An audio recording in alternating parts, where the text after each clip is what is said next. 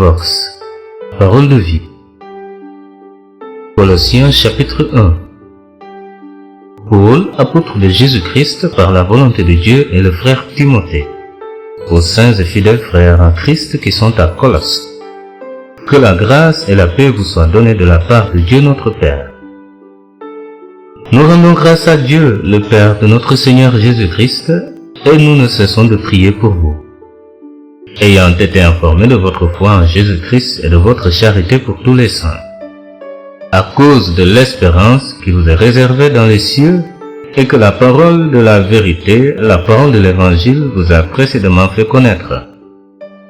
Il est au milieu de vous et dans le monde entier. Il porte des fruits et il va grandissant, comme c'est aussi le cas parmi vous depuis le jour où vous avez entendu et connu la grâce de Dieu conformément à la vérité, d'après les instructions que vous avez reçues d'Épaphras, notre bien-aimé compagnon de service, qui est pour vous un fidèle ministre de Christ, et qui nous a appris de quelle charité l'Esprit vous anime.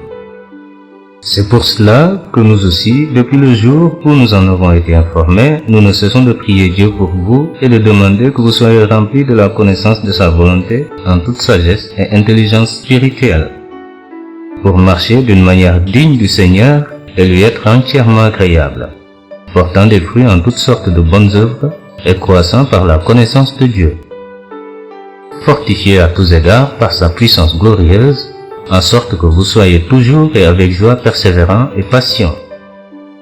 Rendez grâce au Père, qui vous a rendu capable d'avoir part à l'héritage des saints dans la lumière, qui nous a délivrés de la puissance des ténèbres et nous a transportés dans le royaume du Fils de son amour, en qui nous avons la rédemption, la rémission des péchés.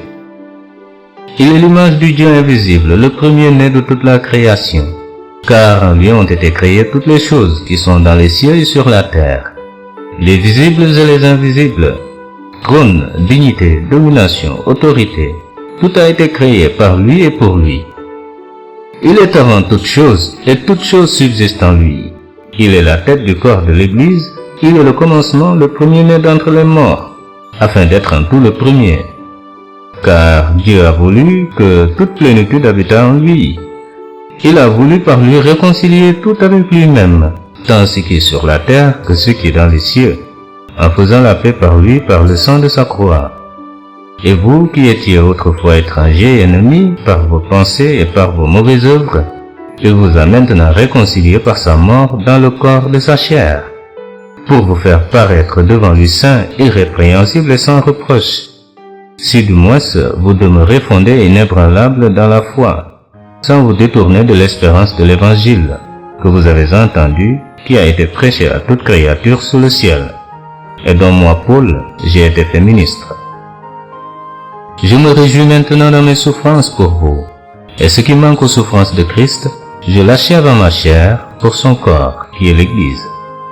C'est d'elle que j'ai été fait ministre, selon la charge que Dieu m'a donnée auprès de vous, afin que j'annonçasse pleinement la parole de Dieu, le mystère caché de tout temps et dans tous les âges, mais révélé maintenant à ses saints, à qui Dieu a voulu faire connaître quelle est la glorieuse richesse de ce mystère parmi les païens, savoir Christ en vous, l'espérance de la gloire. C'est lui que nous annonçons, exhortant tout homme et instruisant tout homme en toute sagesse, afin de présenter à Dieu tout homme, devenu parfait en Christ. C'est à quoi je travaille, en combattant avec sa force, qui agit puissamment en moi. Amen.